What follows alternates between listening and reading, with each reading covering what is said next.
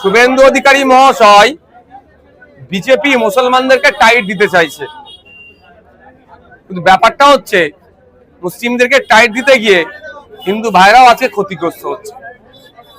আমরা যতটুকু জানি, যে গরুগুলো আসে জবা করার জন্য, বলির জন্য, কুরবানির জন্য, বেশি অংশ আসে উড়িষ্যা, বাঁকুড়া, ঝাড়গ্রাম এদিক থেকে।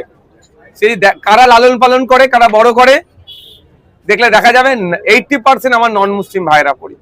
তারা বছরে এই দিনটার অপেক্ষায় থাকে, কুরবানির উৎসবের অপেক্ষায় থাকে, বছর বছর ধরে গরু লালন পালন করে বিক্রি করে যে উপার্জন হয়, এই ধরনের খবর পাওয়া যাচ্ছে। মেয়ের বিবাহ থেকে শুরু করে আনুষঙ্গিক এই টাকাটাকে কাজে লাগায় বিজেপি সরকার। যেভাবে দমন পীড়ন করছে প্রশাসনকে কাজে লাগিয়ে, এতে ক্ষতিগ্রস্ত সেটা শুধু মুসলমানরা হচ্ছে না, মুসলমানদের অল্টারনেটিভ আছে। খাসি, ছাগল তারা কুরবানি করলে, তাদের কুরবানি জবাহ করলে কুরবানিটা তাদের হয়ে যাবে। কিন্তু যারা গরুগুলোকে লালন পালন করে বড় করলো, খাওয়ালো, একটা গরুর পিছনে 20,000 30,000 টাকা ইনভেস্ট করলো, যেটা 1 লাখ টাকায় বিক্রি করবে, তারা আজকে কোথায় যাবে?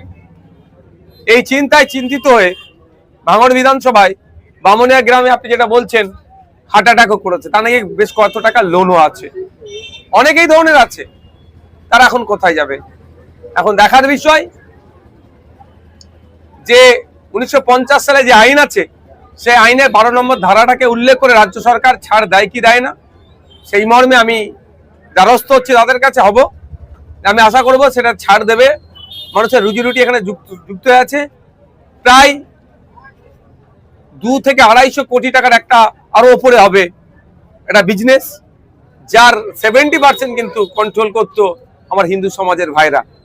আচ্ছা, তারা এখানে আক্রান্ত হচ্ছে, তারা ব্যবসায়িকভাবে লসে রান করছে।